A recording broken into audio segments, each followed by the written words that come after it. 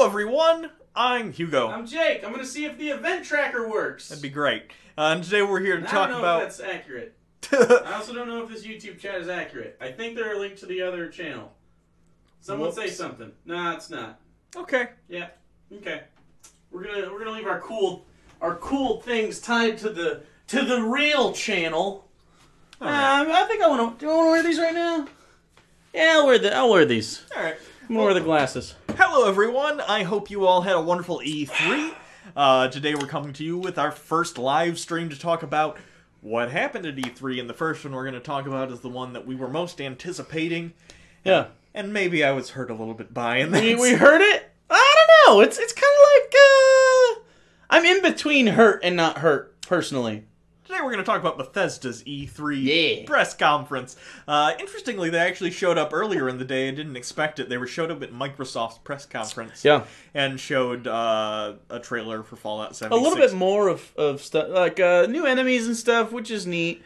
So at that point, before we actually... Yeah. Am I still hearing music? I am.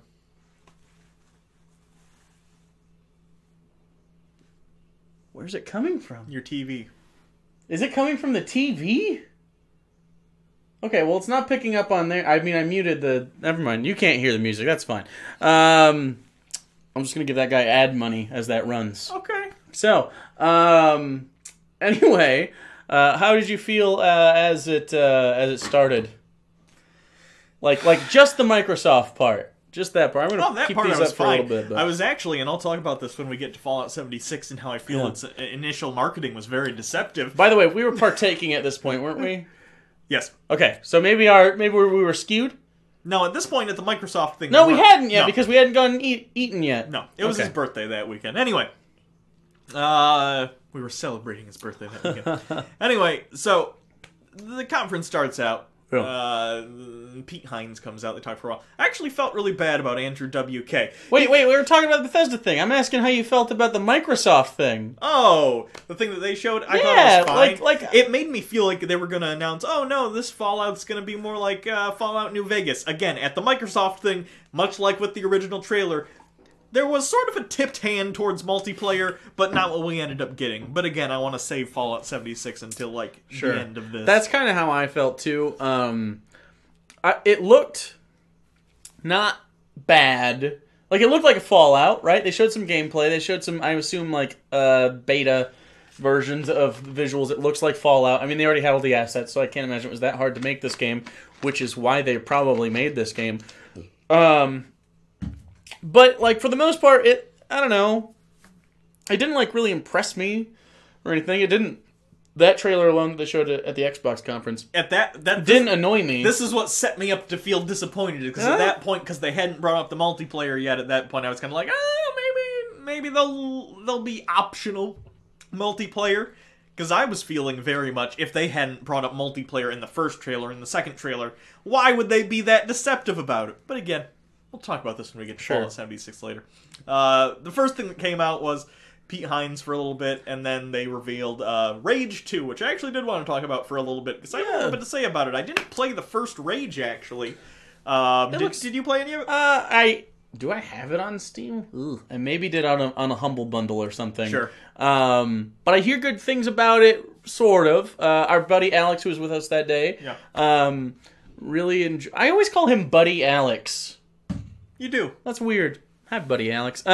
So he really liked Rage, and he was really pumped about Rage 2. It looks good. It's a very over-the-top sort of Mad Maxy meets Fallout. You know what I found interesting? When they had Andrew WK come out, and the original trailer had the same song, the marketing for this game and the actual tone of this game, again, I didn't play the first Rage. Maybe I'm wrong. Feels super dissonant to me. Yeah, it's like the marketing... it was. No, but the game itself is over the top like that.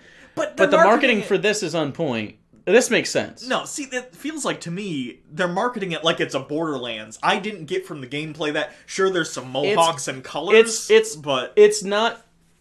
You know, Borderlands kind of takes the idea of that trope and goes, haha, isn't that absurd?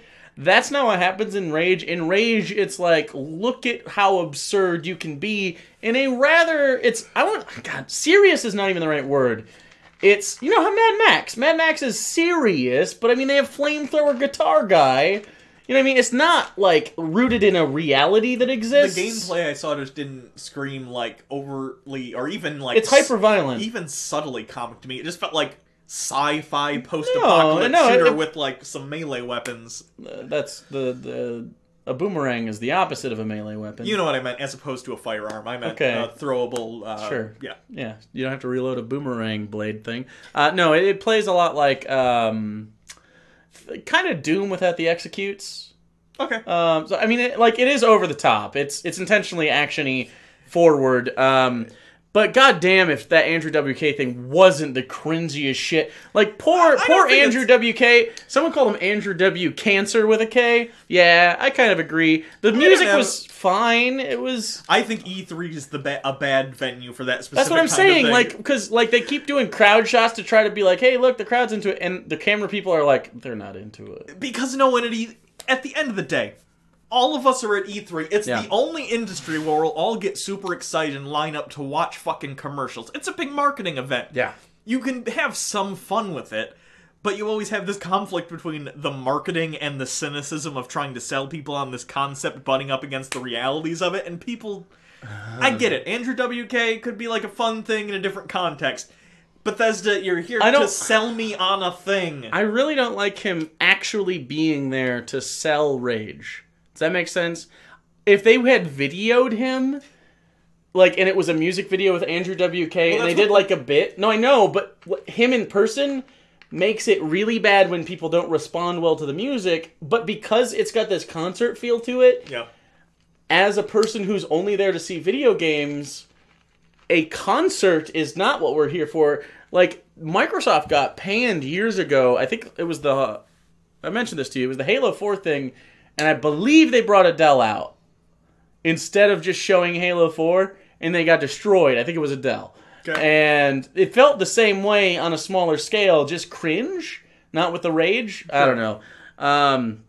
I think overall, though, in Bethesda's credit, Pete Hines and our Lord and Savior Jesus Christ, they are the most comfortable two on stage. Well, of course they are, but they've been doing this for years. No, years. I know. Todd but Howard's been doing it. The only guy that I think beats them is what's the Sony guy's name? You know, I don't know if is he black or just like multiracial, but I don't know. The big guy? Oh, he's great. I don't know. Anyway, or is he the Nintendo guy? Am I thinking of the Nintendo guy?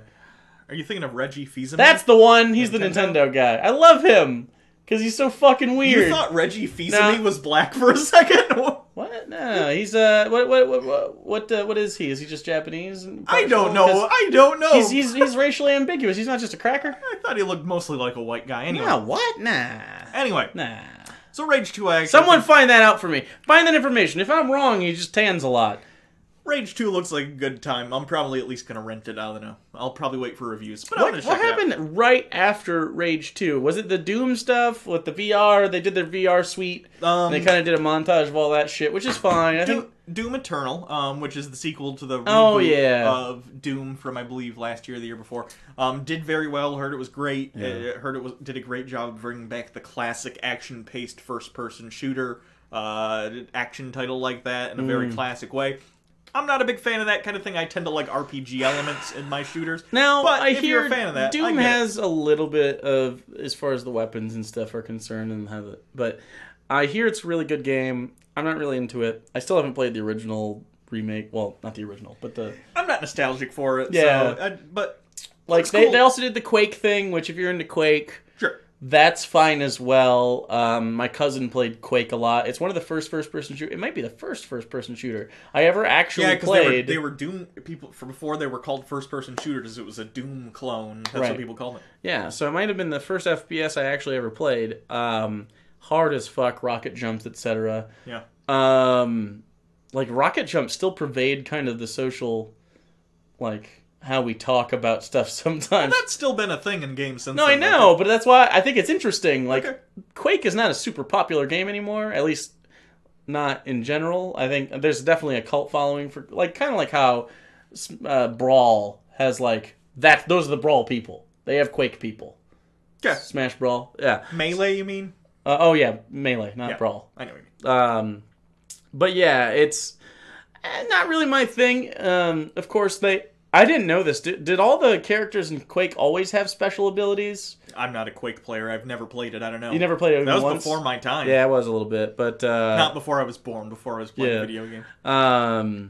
Yeah, it was. I don't know. They have like these new characters and stuff. It's really weird. It's almost like they're kind of steering into the Overwatch. Hero shooter. But I think Quake is kind of the originator. Is it though? I don't know if but I don't know if they actually stood apart. I don't know. Or because I thought they were all just Quake guys.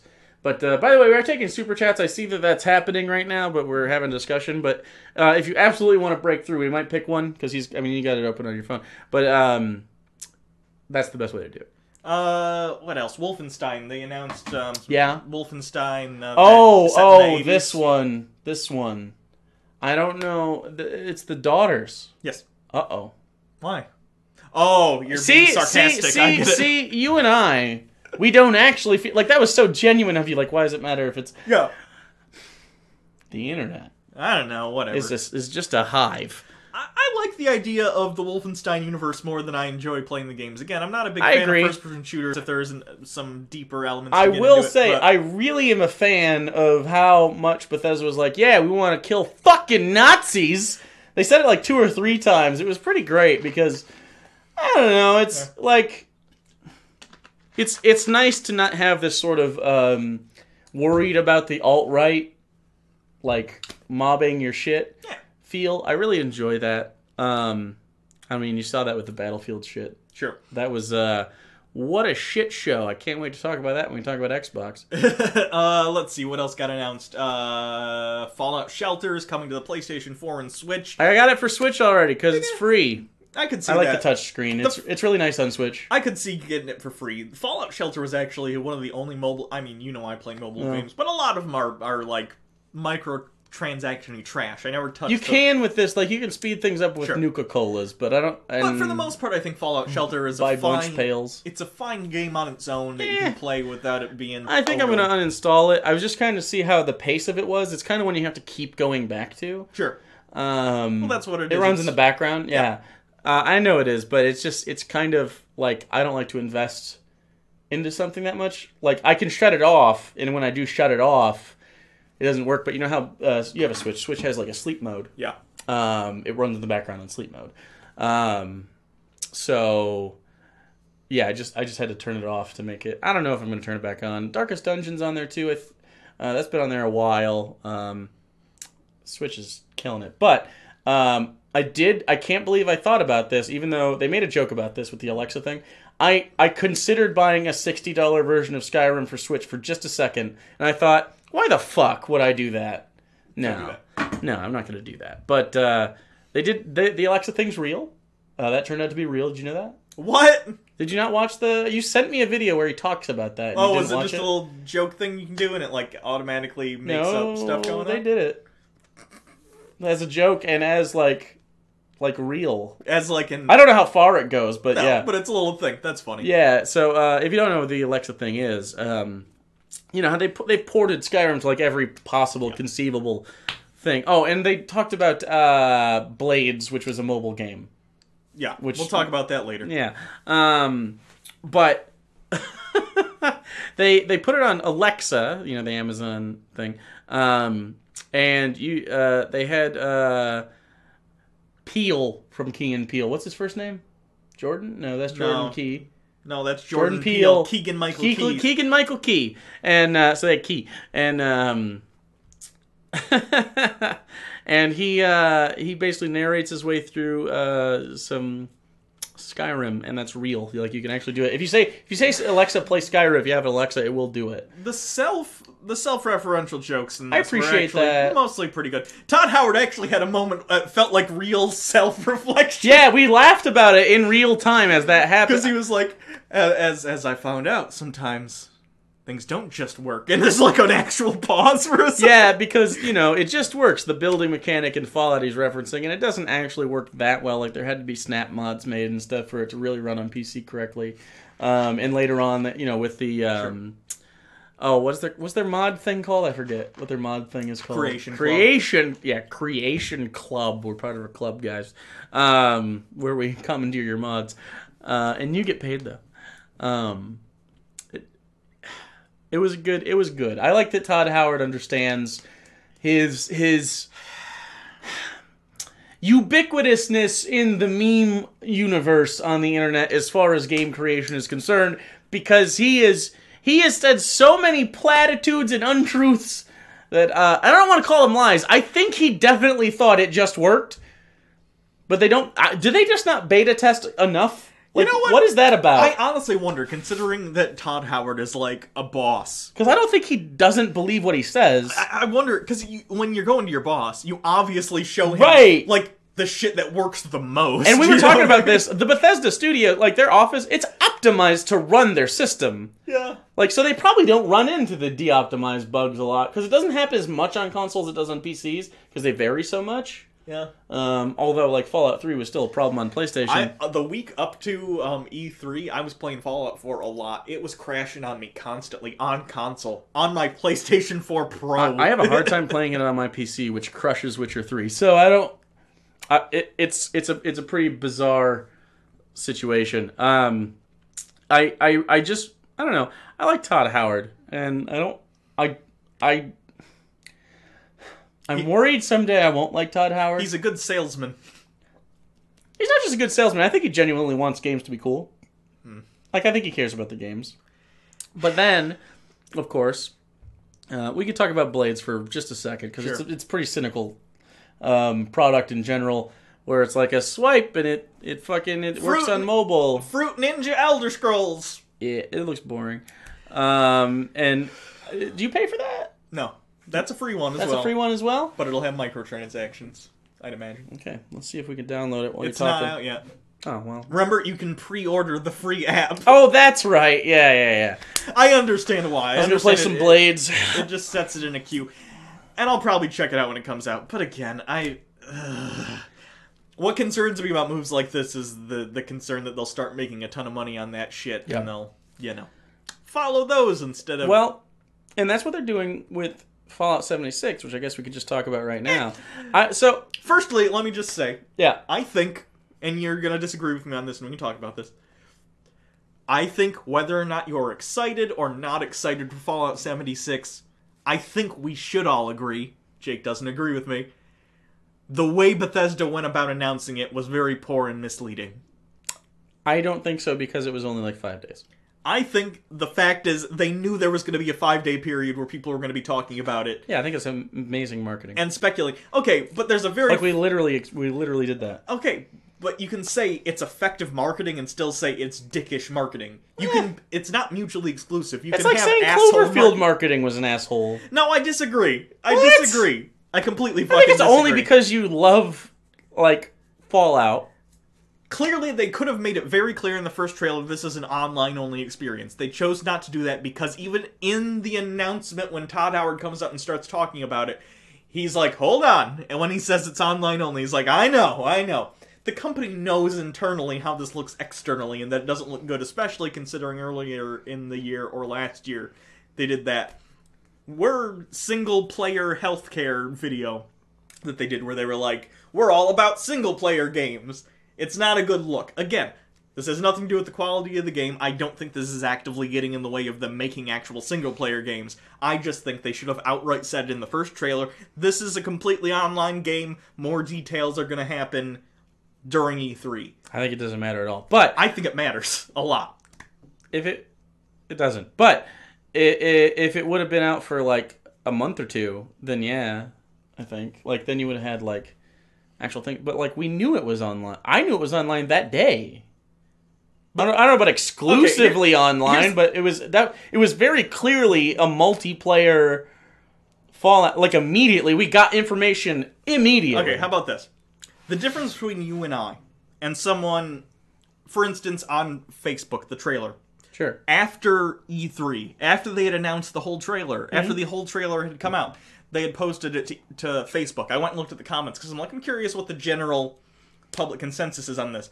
Still people in there. Most of the people thought it was like a New Vegas style single player. The general audience that doesn't follow E3 closely still doesn't know what this thing is.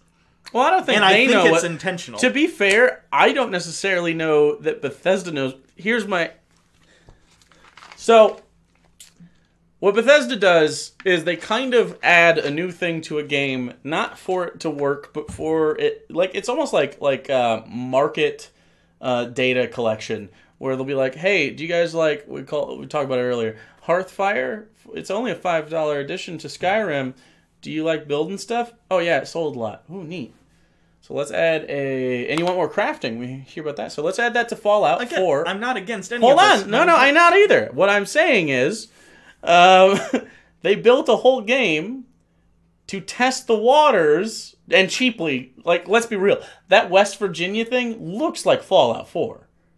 Right? I mean, those assets are exactly the same. Because it's the same assets, yeah. Right, I know. I'm saying, like, this was not expensive or hard to make. They can easily pop 12 to 24 people, I think it's 24, on a map, and you go build. We'll have some servers, and we have some quests, which they haven't done yet.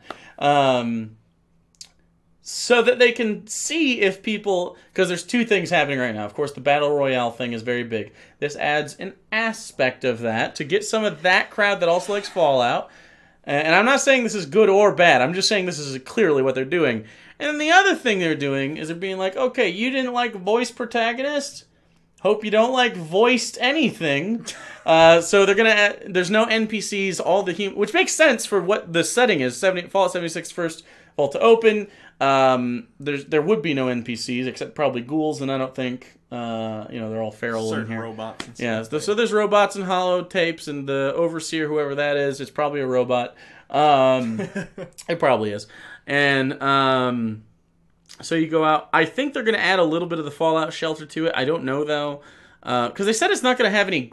Or not griefing. It's going to have limitations on the ability for one to grief other players, like a la Rust or anything else like that. Again, though, I don't know how you do it. Especially the big thing was the nuke. A gameplay mechanic is literally built around griefing. It's built around get the nuke codes so you can fuck up other people's shit.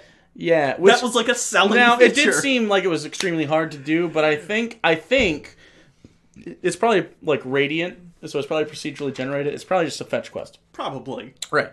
So, but they also introduced, and I think the way that Todd Howard and friends are currently thinking about this, they had, I don't remember what it's called, it's the little, looks like a wood chipper, little green thing, and that's like, you put stuff in top and it crafts your base. And basically you can press a button and all of it will go into it, and then you can move your base around. Okay, that's good in theory, but there's a couple ways that this doesn't make sense. Just without other players, if you were to do that, elevations would change depending on where you were at, so you'd have to find a flat piece of ground. Especially West Virginia, mountainous. And I don't know how that works unless there's some way to, like you can designate a structure and everything in it, and you can select and be like, okay, this is structure A, and that sets it alone. Sure. So, which maybe they'll do, I don't know. But, Is there a reason to defend your base if, in fact, you can just get it back for free? I don't think it'll be a free thing. I think if your base gets destroyed and you continue to have the blueprints for them, you'll have to go out and get the resources to build them, but the building, it'll just be like, you have the resources, rebuild. It's Fallout Rust, which I think will probably work better than Rust. I wonder if they're going to have like a raw resources mining thing. Maybe. It's just, to me... What I would like... In a single player game, if I'm just from a single player standpoint in Fallout, and by the way, later on they're going to have dedicated servers. At launch, they're not going to. So I think later on you're going to have single player servers you can just have. I don't think that would even make sense because depending on what their world is, I don't know. Other than going out gathering resources, the entire game loop basically seems to me to be just gather resources, build. It's like Rust PvP mixed in there. Yeah.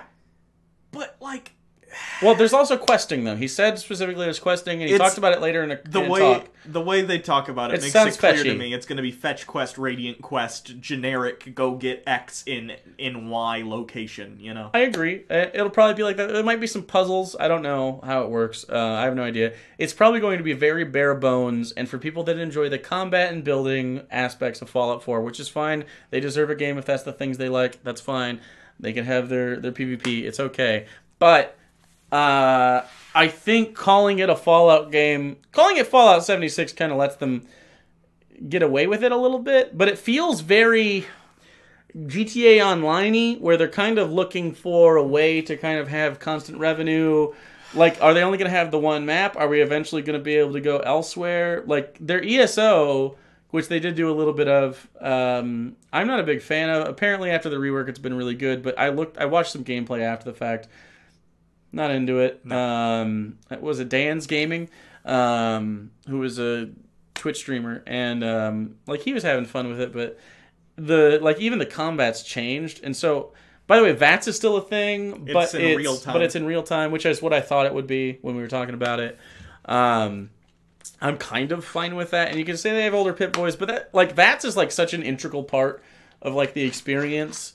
I just don't think I'm really going to enjoy this game, so it's not for me, probably, but there's lots of people that are going to like it, so I can't begrudge them for making it, but it feels very cynical. I agree. That's my problem with it. It's just and again, this is just a trend that the gaming industry in general. Yeah. The big studios getting more and more cynical, and Bethesda, in the past few years, has really upped its game to becoming one of the big studios. Yeah. And this is the direction they're going.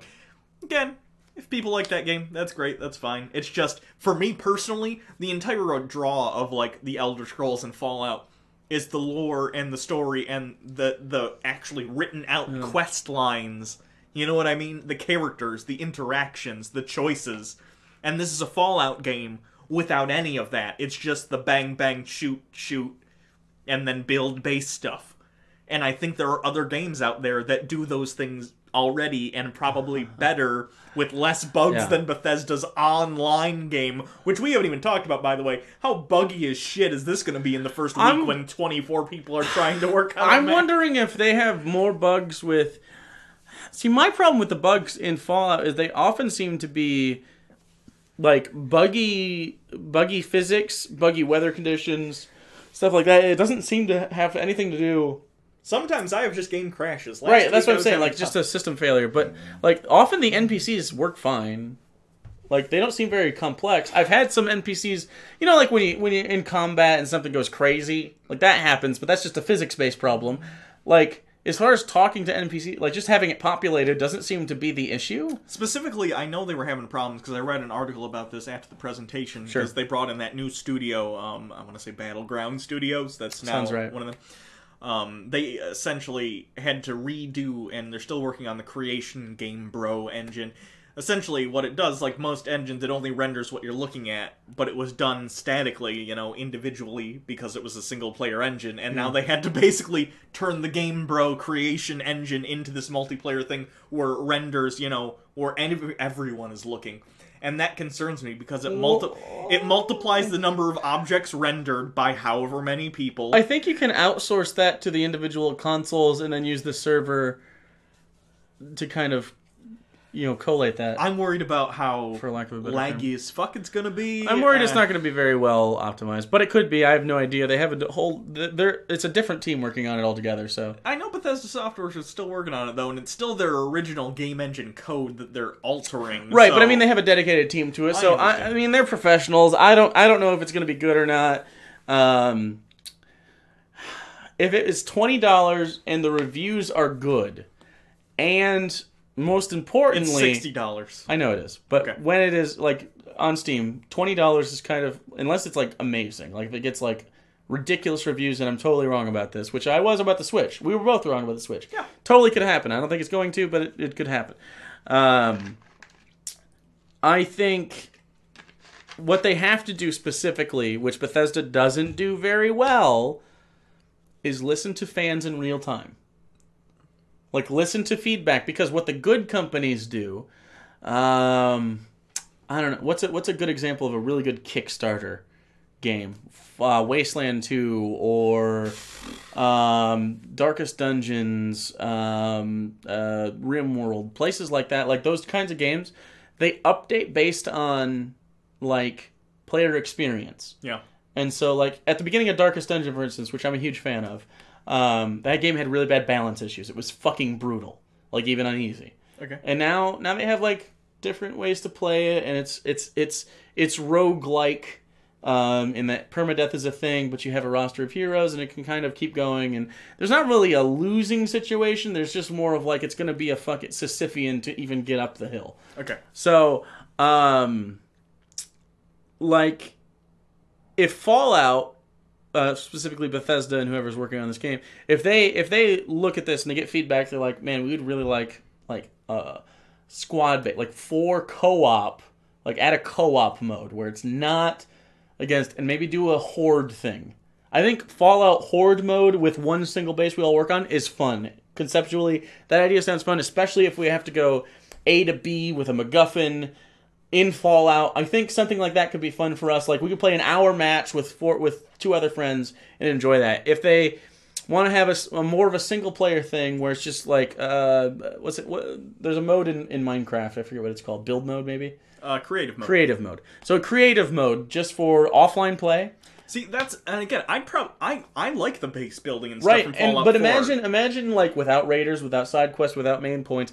It's kind of okay. Like and especially because you can build anywhere. You could build a series of cities, then you could invite your friends to traverse, and you could maybe like, oh, look what I made, like on Little Big Planet or something. This game, honestly, I'm on board. If I could play this offline by myself in a mostly empty world, sure, there'll be like NPC enemies, like monsters, like the abominations. Even if you can't make creative mode, even if it's just the single player Minecraft experience, I think that's viable. Enjoy that. But private servers are not going to be a thing at launch, so I'm going to have to wait. It's going to have to. So yeah, I'm desperately trying to find to grab something and latch onto it in hope that this is good. And it's only ideas that aren't part of the game they talked about that I think are really good ideas. I don't mind a PvP system if I can opt into it. Yeah. Because Fallout inherently is kind of like it's never been real brutal. It can be. You can turn it up, but it's always been more about the exploration of the world. So I gotta point this out. Someone said, Todd said you can play it single player. No. Todd said you can play it solo. Yeah. It's always online, and there are other players there. Yeah.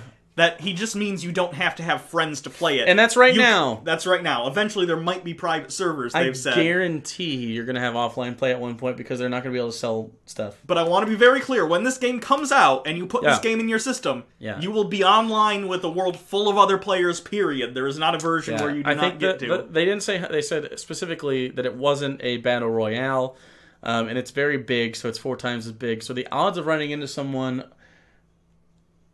unless you're in a cultural center, like one of the main points where you probably have to get, like even in Rust, which are huge, you run into people all the time, and I know the servers are a lot bigger there, but even having 24 people, like, there's only so many grid spaces, and just like if someone's shooting, it's clearly a person, because no one else has guns. I'm curious what is going to end up happening, because they've said there's not going to be like a server list that you can look at or know what server There's got to be a server list later. Sure. Well, at the very least, there's a server list. It's just that the end user can't see it. But the thing is, I assume it'll matchmake, and it'll make sure that your base and stuff... Because I'd imagine in the game there's a place that a lot of people like to build in various instances of the game. Yeah. Because for whatever reason... procedural. But you know what I'm saying? Like, what if I have a base in one area, and another player has a base in the same exact area, but in a different instance of the game? We cannot be made together because our bases would overlap. I wonder it's going to bottleneck if there are areas where people tend to build bases more. What I'm thinking is every time you load in, you pop it out of that thing. That makes sense? What do you mean? No, the thing, I can't remember the name that they used for it. It had an acronym, and they're like, yeah, this is a base building button. And it's the green thing, and you just pop it out, and so you start the game with that in your inventory, You pop it out when you want to do it, and so every time you load in, it's different. I think that's the case. Well, but then it's like, well, then my base is just a thing I'm carrying around with me. Right. It's just, I don't know. That's. I agree. I totally agree with you. So I don't know how they reconcile that, because I was thinking about that as well. Or what if it's just Camp, CAMP.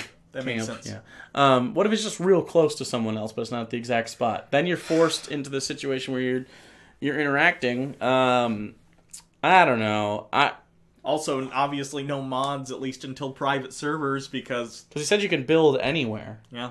So, if you can build anywhere, you can build on top of buildings, right? I think so. That'd be cool. But I don't know how much like city What's stuff build there's anywhere gonna be. mean? I don't know. No, they showed cities and stuff in towns. Okay. It looked very much like Fallout 4 at the beginning. So yeah, I think that's probably it for Fallout 76. Are there any questions that we should address with Fallout 76? Let's take questions real quick. I just wish they would have taken an extra year Creation and filled the year with filled the world with interesting quests. Now he says you can't build. Your base will disappear, and your base has a blueprint, and you can't build in certain areas.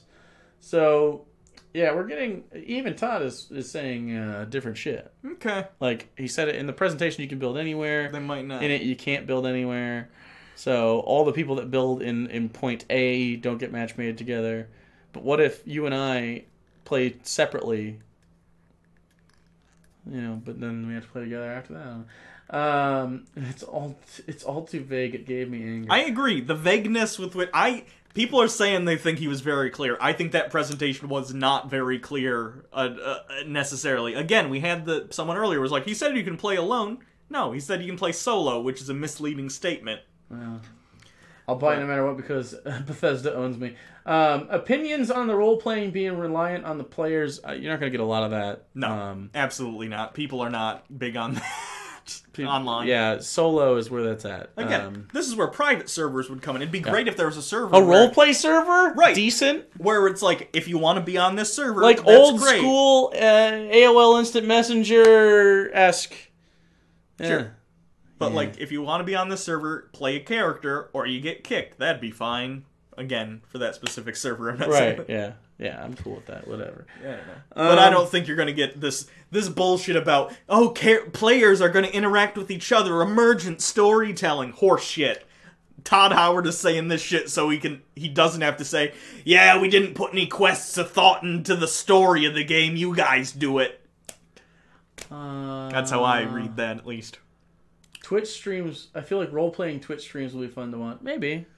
And again, like... There's lots of opportunity here for creative people to make this a cool game, but I don't think the base game's interesting. Specifically, you and I have talked about, Kenneth. We want to do, if we could do a private server where it's just him and just I, a prequel to Kenneth where I'm Kenneth and he's Kenneth's wife. Yeah.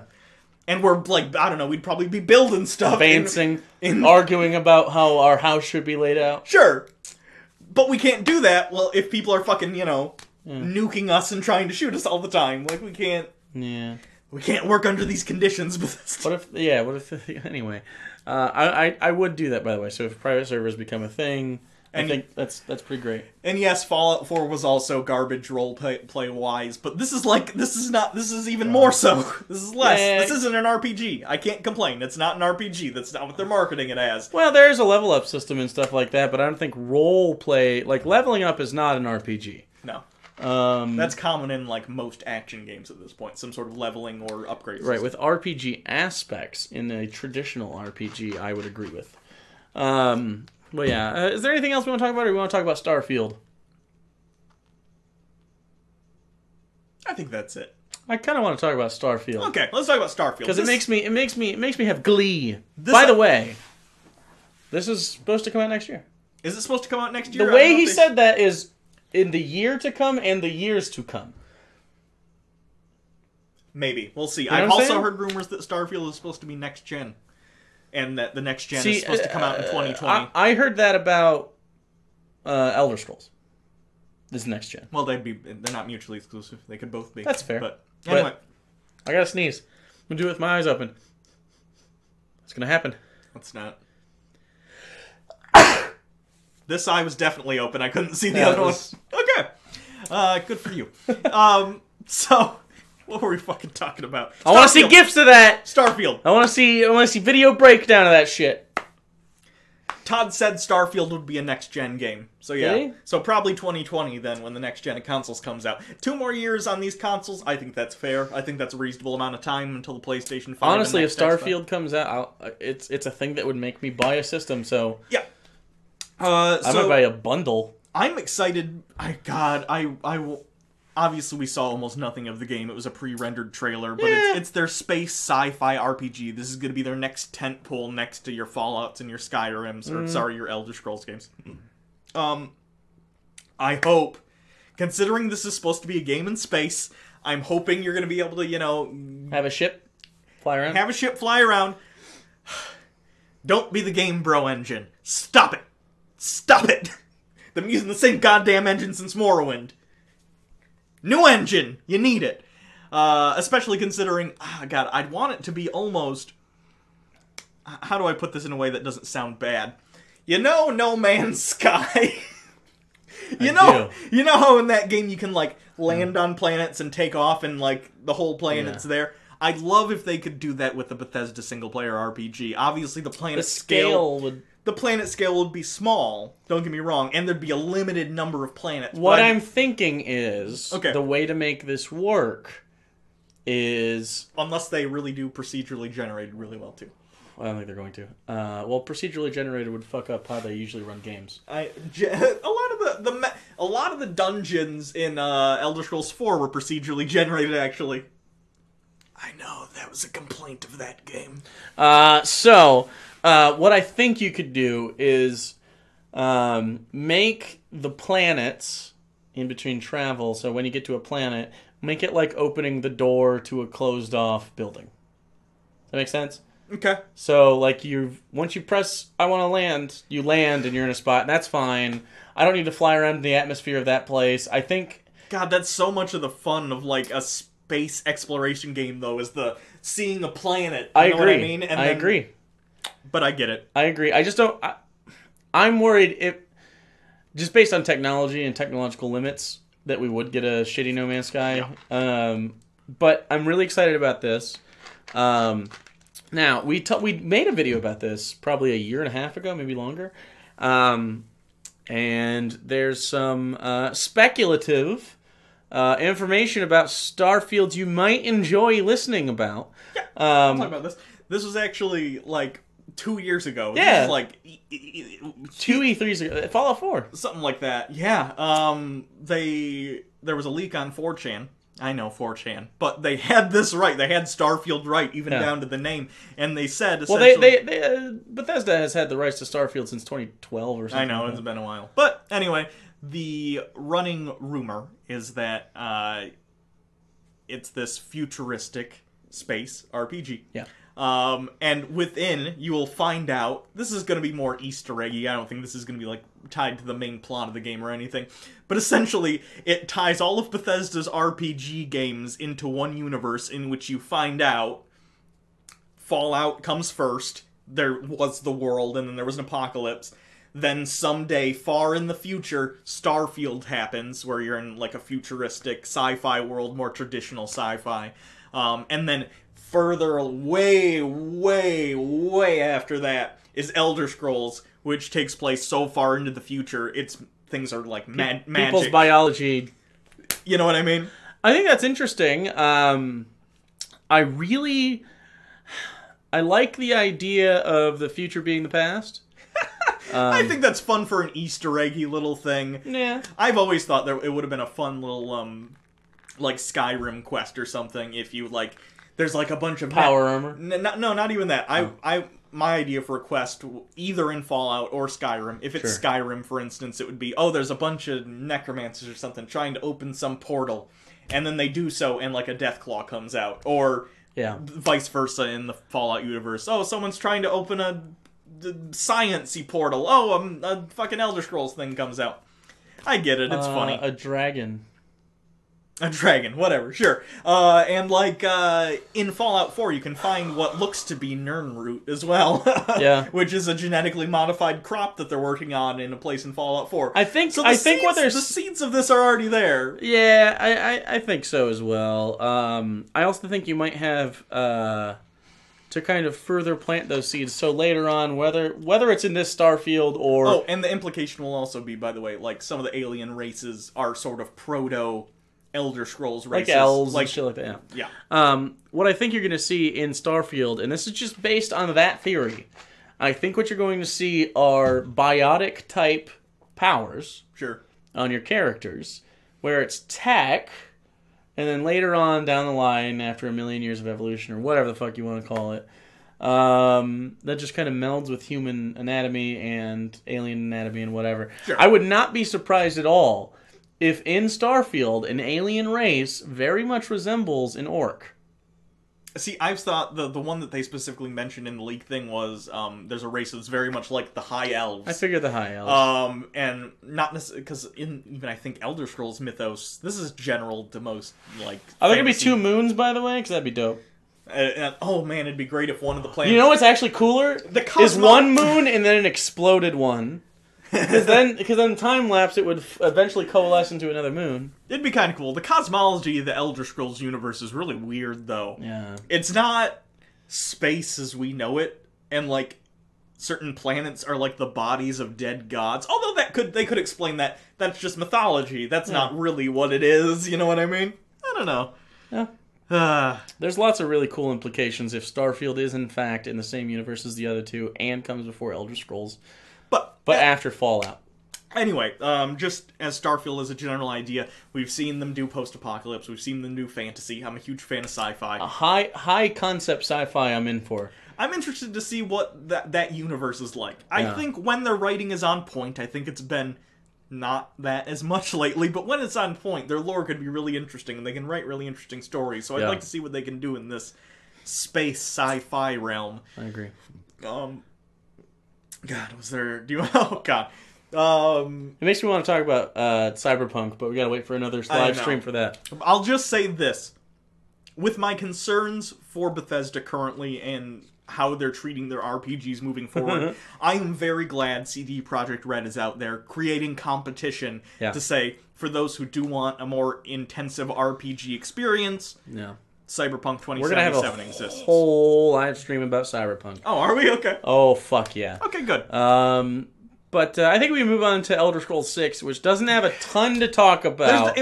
But I want to speculate because I fucking love doing that. So I don't think there's anything to talk about. I don't think anyone should give Bethesda points. That trailer has nothing to do with anything. They were just like, we gotta tell them we're doing the Elder Scrolls. Put a mountain and a Roman numerals. He said... and this may be misleading, but he did say while I was talking to Jeff Keighley after that thing that there are things in that trailer to break apart for fans. I've heard. I don't know if that's. I've heard High Rock. I've heard Valenwood. Okay, well I've heard High Rock in the curvy sword one, where the Red Guards come from. I'm forgetting the fucking Seminole. Sword. Hammerfell. That's it.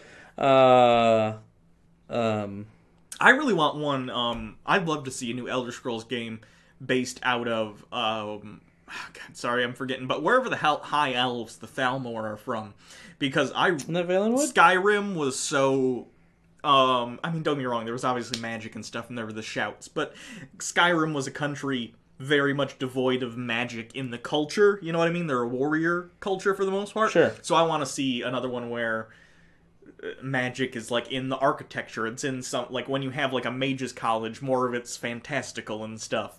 I missed that from Oblivion. I felt like again, this has to do with me being younger probably too, but Oblivion's hard to play. Magical. Yeah. Well, I think I agree with you though, even though I played Skyrim more than I played Oblivion.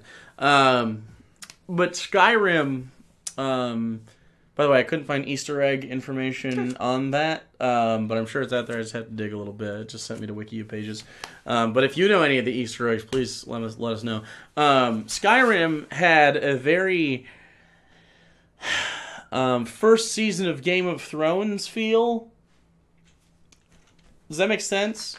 Where it's like low magic, medieval.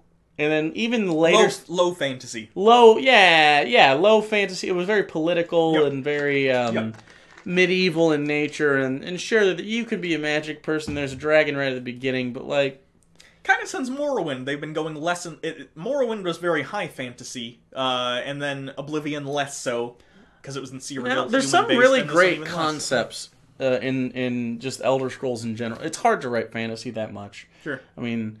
there's a lot of stuff going on, but like I like all the gods. A lot of them are pernicious, and there's lots of personality there. There's the guy with the mace, Morag Ball, or that's something the like one. that. Molag Ball, I think. Morag, something like that. That one's a fun quest. There's the tricky one at the dinner table. Sheogorath. That's the one. He's great. That whole DLC in Oblivion was really good too. Yeah. Well, Shivering Isles is one of the best DLCs. That was when we were still riding the lines between expansion and DLC. When people still use the word expansion packs. Yeah, well, Sims still uses the word expansion packs. That actually makes sense, though. I guess, but or do they use DLC now? I don't remember. But I'm really looking forward to a new engine, hopefully. Which I think they are probably working on, because they keep saying next generation game.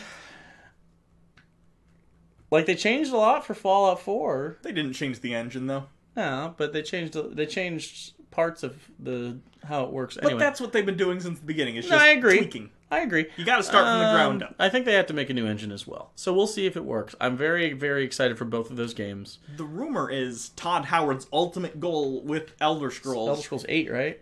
7, I think. 7? His ultimate goal is to have the entire continent of Tamriel in one game. Yeah. It'd be great if that could happen. Not happening with Game Bro. Yeah, no. The way they render shit is just wrong. It doesn't make any sense. And I mean, just buggy in general. I think you have to hand make a brand new engine, and it has to just be stable. Like, lead for stability. Like, simplicity will help you be stable, but I don't know a ton about coding. But like, when you see these other open world like Grand Theft Auto doesn't have that many bugs, and it's fucking huge. And I understand there are different games entirely, but like... It's also just got to be more streamlined, because you look at the number of objects on screen when stuff starts to stutter in, like, a Bethesda game versus, like, a Rockstar game. It's insane. Yeah, like, because a lot of those could be set pieces. Minimal stuff fucks stuff up in the Elder Scrolls games, generally. Yeah, it's like a baseball on a table will go brrrr. So, yeah, it's... I don't know. I don't think we're gonna get a multiplayer version of any of these, but I honestly would like to be able to import you into, like, my dungeon diving in Elder Scrolls or whatever, and just have, like, or even a co-op campaign separate from the main story where we can import our characters. I'm fine with that too. Like, give me 4 hours or something, and give me some horde modes, give me some random radiant dungeons that get progressively harder. I'm fine with that, because all I want to do when I'm with you... Sure. Or another friend, is I just want to be alongside you in a dungeon. It doesn't have a lot to do with the roleplay aspect. Now you can have a roleplay server or whatever if you like that. Like, we play D&D, but that's not D&D. This is like, let's go get some loot. Let's find some cool. It's Destiny. Yeah, and I like fantasy Destiny. That's why Destiny is some people really like it, even though I hate their business model and refuse to do it. That's why it works, is because people want to play with their friends, compare loot.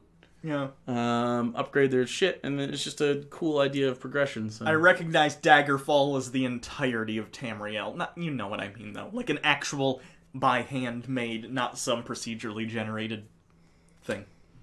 One of the original old Elder Scrolls was like the entire continent, but it was just, procedural. Yeah. Oh. Rip. But so Anything else that we have to talk about for Bethesda? I don't think so. Mostly, I'm there's nothing I'm upset about, really. Yeah. I think the marketing was a little misleading, but you disagree, so I can't really say it's like... Misleading? Again, it's like... It was just viral marketing. It wasn't like they put on there, like, another single-player campaign from Bethesda, and then it wasn't. No, but you know that's obviously the default assumption, and when you don't... I didn't, because it came out so soon. It was called Fallout 76. I was assuming maybe Fallout New Vegas situation, because there was precedent for that. See, I wasn't, because I have no faith that they will go back to some place like Obsidian to get something good like that. And they haven't since. I don't know. Because they put unrealistic expectations on the company. Even though Vegas is probably the best one. Yeah. So. I don't know. Anyway, so if you have any questions, let's open her up for 5 minutes. Okay. Really hope ES6 has better quest lines than Skyrim. There's some good quests in Skyrim. I can't imagine Elder Scrolls 6 is going to be worse, though. Specifically, the Radiant.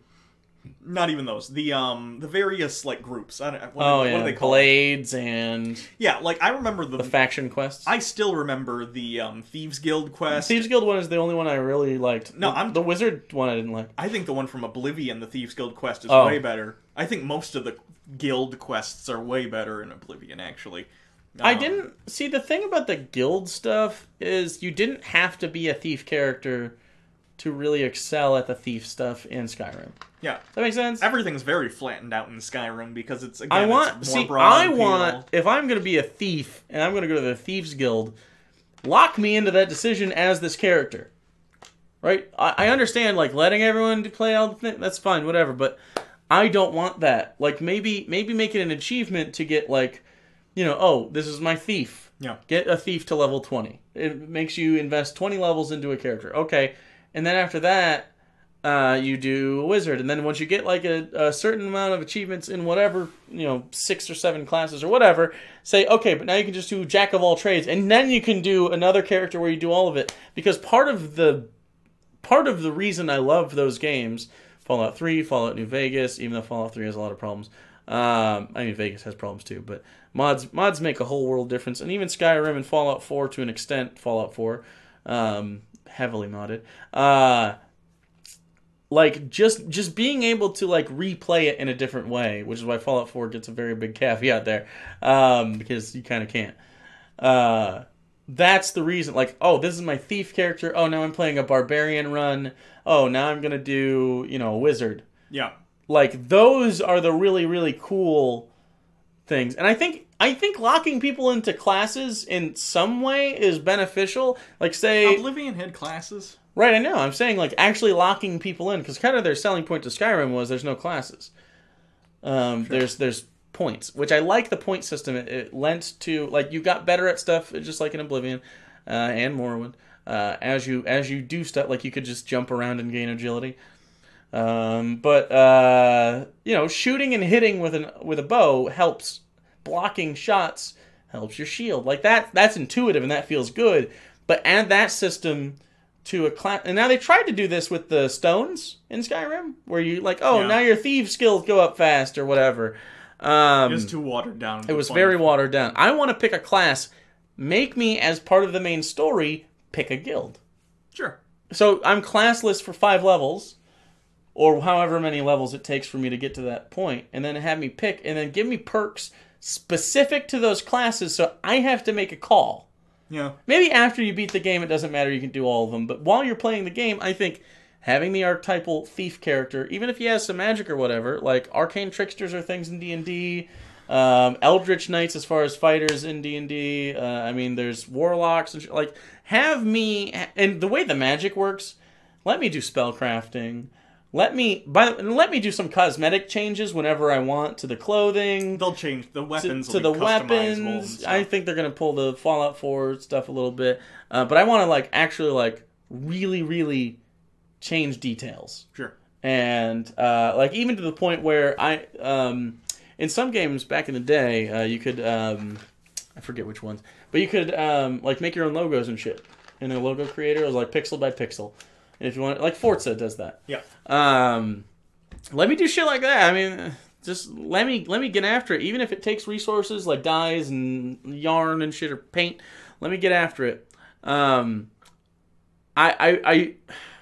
It's weird. I want to be locked in to choices I make in a Bethesda game. Well, because when you're not, everything it feels like there's no consequence. There's no consequence. It feels like everything's just, yep. Like it's a big Skinner box where I'm doing shouts and going to get dragon stuff, but like at the end of the day, it doesn't matter. It doesn't feel like anything has. Yeah, that's kind of like one of the big draws, and I'm going to mention it again. D&D for me is like when you're a character, every level up is like important. You're working towards something. So if you want to go, I don't know, I have a warlock sorcerer that I play in a campaign, and if I want my highest level spells, I can only take 3 levels in Sorcerer, and then 17, because the max level of 20, in Warlock, if that's what I want to do. But if I was a fighter class, I might not need those high level spells. And so I can maybe be a fighter rogue, something else, with maybe a little bit of magic mixed in there, just so I have some utility. Like, there's different ways to do this, and that's what I want. So, like, while I can learn some magic, and by the way, I don't want to start out with spells. Yeah. If at the beginning of the game, give me backgrounds. Be like, are you a fighter? Are you an acolyte? Are you a priest? So this gives me my base skill sets. I was gonna say certain backstories could have like pick from these 4 level 1 spells or whatever. Or whatever they are. Yeah. So we have pick 2 of these, or if you pick fighter, you get like. You start out with different equipment. Like, start me out somewhere that's not just blank. Yeah. Like... In Skyrim, all you had were the racial bonuses, which I like having the classes and stuff on top of that to build upon. Right. I love have racial background classes. I mean, the structure is there already. I think you can make a really rewarding game. And again, at endgame or after a certain point, maybe your 5th or 6th character can just be whatever. That's fine. I have no problem allowing someone to just level maximally forever after you beat the game on like a certain difficulty level or whatever. Sure. If you choose to. And maybe you opt in at the beginning of the game because I think it would ruin subsequent playthroughs. You have to delete your old files. But really make me lock in. And kind of taking a note from Fallout, if you're going to do the build mechanic, which I think is sticking around in Bethesda games for the foreseeable, which is fine because I like it, make that mean something. Give me many options on where to pick, but say, like, this is your spot. Like, this is it. What's going to happen from here on out is this is your home base. This is important.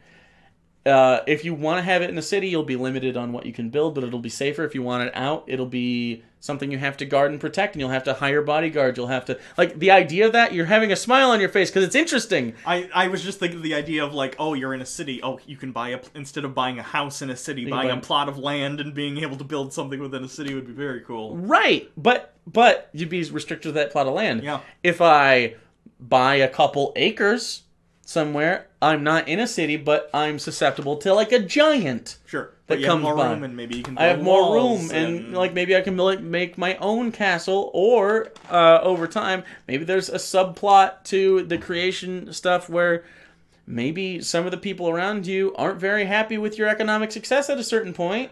I think this adds a lot of layers to something. I was going to say, I'd love if you could, like, in the wilderness, build your own place, build it up into a keep, build it up into a castle. Oh, all of a sudden someone's like... I like this land. Could I maybe farm on it and I'll build a little house? Fealty? Kind of. I don't hate it. Like, I mean, that's a cool idea. And even if it's built in, even if it's like a quest line... Yeah. As long as I can build whatever I want on it, and it has to be structured in a certain way. I don't know. I can't really be procedural. Yeah. At least not with the technology now. And I think that's just... It's got too many variables. Like, it's not D&D. It's not in our minds. It's something physical that has to represent itself in code, and then it has to show up digitally. Yeah. So you can have it, like, a certain pathway, but you just hide those from the player. Like, at a certain threshold of economic success, maybe this happens. Don't advertise it as a quest. It might just happen. Sure. Right? Yeah. And so you go back and, like, say, just, have it prompt the next time you take a real rest in your keep.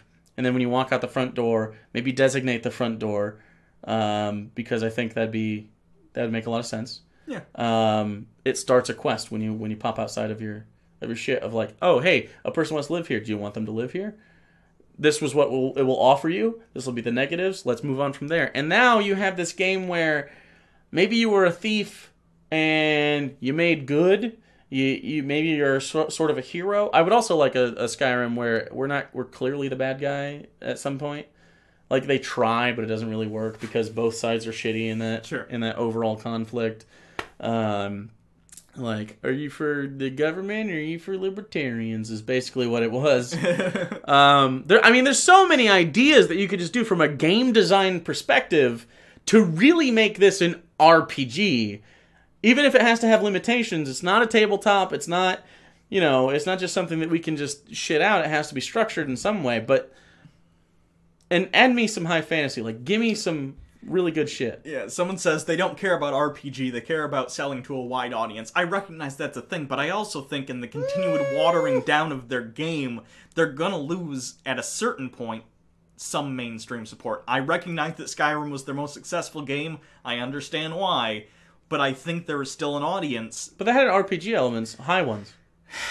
Skyrim was one of their Well, okay. I agree. I agree in respect to their older games. I mean, if you start at Fallout 3 and you come to now, I think it's their most just a Bethesda game because I think Vegas probably beats it. Sure. I think it's their most obvious, very open, like as a single player experience. You can be a thief. You're just not locked into it. You can be whatever. It's so open that it feels like less of an RPG than it should be if you were locked into class. Does that make sense? Yeah. Well, that's the R in RPG. That's the I whole understand, point. right? And that's why I think it is very role play if you would like to be. And there's lots of dialogue options. I just don't. It's not a very interesting place. No. So I'm not very I have not sunk very much time into Skyrim relative to some of my peers. So I can understand that. Yeah, I mean, I could go on about what I want to see in an Elder Scrolls game. Like, I want the same shit, by the way, in a Fallout game. It's just a little bit different because I don't think ever having a real functional city in Fallout is viable.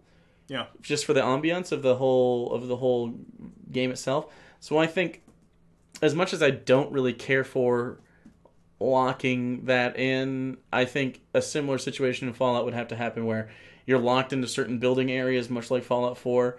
But again, it has a gameplay element that will lead to, like, if you just have a shitty little hut and stuff, like, people will not come towards you, but you're not gonna have the shit that you want. Okay. Right? And as you build more, and I know it's kind of over the top, so they have like the Tesla coil shit and they have all the other stuff.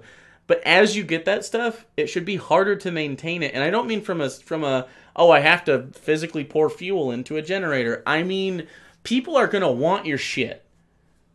Right? In that world, right? Sure. It's going to be the same way in Skyrim on a lesser degree just because they do have city-states. Yeah.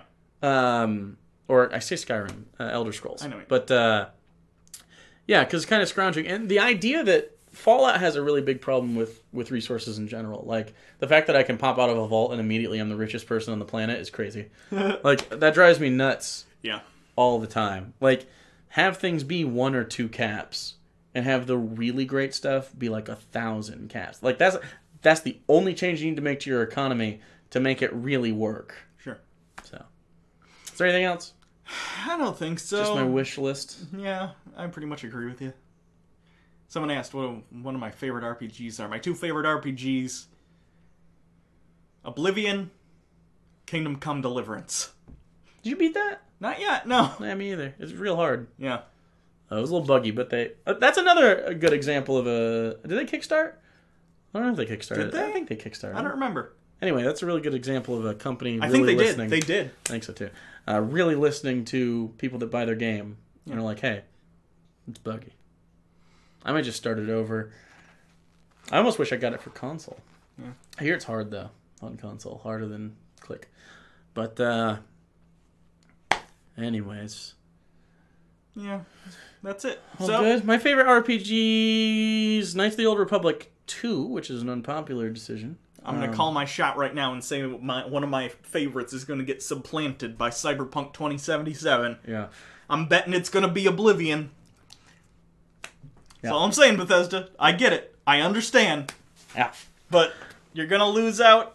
I don't know. I guess I can't say that. Trying to think of a game I played. Get a million people who would just want fucking Far Cry, but in the Fallout universe, they'll all buy the game, and I'll be sad as Todd Howard bathes in money and my disappointed. A non D&D RPG. I'm having a really hard time thinking of. So, name some RPGs for me, because I genuinely don't know what my set number 2 is. Oh god, RPGs. Any of the Final Fantasy games? No. Because they're RPGs, like they're JRPGs. Those are very different beasts. Okay. Like, I'm not role-playing. I don't believe that I'm Cloud. I don't pretend to talk in his voice. I mean, it's not me, it's Cloud. Someone says Paper Mario. I haven't played Paper Mario is really good, but again, I'm talking like from a role-play perspective, where character is me, I am character. Does that make sense? Okay. So I like... By that definition, though, like, Witcher 3 wouldn't necessarily fall into that because you're playing... That's an action RPG anyway. Okay. Wasteland 2 might be up there. It's really, really great. But yeah, so that's, I mean... Anyway. I guess that's it. Until next time, I'm Hugo. Jake! I gotta go shut this off. Alright, you do that. Oh! Look at how big my pit stain is. Dude, you got super sweaty. Now I'm sweaty, though, actually. It's hot in here. It's hot in here. It is very hot in here.